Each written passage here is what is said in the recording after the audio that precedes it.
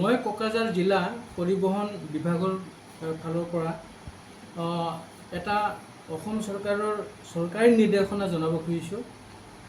কথাটো হ'ল প্ৰাইভেট গাড়ী হওক বা কমাৰ্চিয়েল গাড়ী হওক, যিকোনো গাড়ী 30 দিনতকৈ বেছি টেক্স নিদিয়াকৈ থাকিলে তেনেকুৱা গাড়ী ব্লেক লিষ্ট কৰা হ'ব। 30 দিনতকৈ বেছি থাকিলেতো কথাই নাই। 1 বছৰ 2 বছৰ আছে কিছুমান গাড়ী, গতিকে 30 দিনতকৈ বেছি হ'লে সেইখন গাড়ী ব্লেক লিষ্ট কৰা হ'ব। গতিকে 30 দিনৰ যাতে পাৰ নহয়, সেইটো মানে মনত ৰখা খুবেই দৰকাৰ। গতিকে মই অনুৰোধ কৰিছোঁ যে গাড়ী মালিকসকলে 30 দিনতকৈ বেছি যাতে টেক্স নিদিয়াকৈ নাথাকে। আৰু ব্লেক লিষ্ট হোৱা গাড়ী, যিবিলাক গাড়ী ব্লেক লিষ্ট হ'ল, সেইবিলাক গাড়ীৰ বিপৰীতে একোৱেই কাম কৰিব নোৱাৰিব। সেইখন গাড়ীত টেক্সো দিব নোৱাৰিব, সেইখন গাড়ী পলিউশ্যন চাৰ্টিফিকেট নাপাব, সেইখন গাড়ী বেচিবও নোৱাৰিব, এইখন গাড়ী চলিবও নোৱাৰিব। গতিকে 30 দিন বাদ নাচায় ব্লেক লিষ্ট কৰাৰ আগতে যাতে চবেই টেক্সটো দি লয়।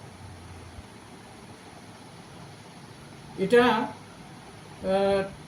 30 দিনত বেছি হৈছে নে হোৱা নাই এইটো কেনেকৈ গম পাব, সেইটো মই অলপমান কৈ দিম। যে আপোনালোকৰ RC-ত লিখা থাকে টেক্স ভেলিড আপ টু, সি কমাৰ্চিয়েলেই হওক বা প্ৰাইভেটেই হওক, টেক্স ভেলিড আপ টু। তাত চালে আপুনি দেখিব যে আপোনাৰ কেতিয়ালৈকে টেক্স দিয়া আছে। যদি আপুনি গম পালে যে নাই এইটো মোৰ টেক্স দিব লাগে, তেতিয়া একদম অনতিপলমে 30 দিন পাৰ হোৱাৰ আগতে, মানে ব্লেক লিষ্ট হোৱাৰ আগতে আপুনি টেক্সটো দি লওক। অন্যথা এই যে মই কোৱা নিচিনা 30 দিন যোৱাৰ পিছত এইখন গাড়ী ব্লেক লিষ্ট কৰা হ'ব। আৰু ব্লেক লিষ্ট কৰাৰ পিছত এইখন গাড়ীৰ বিপৰীতে একো কাম কৰিব নোৱাৰিব।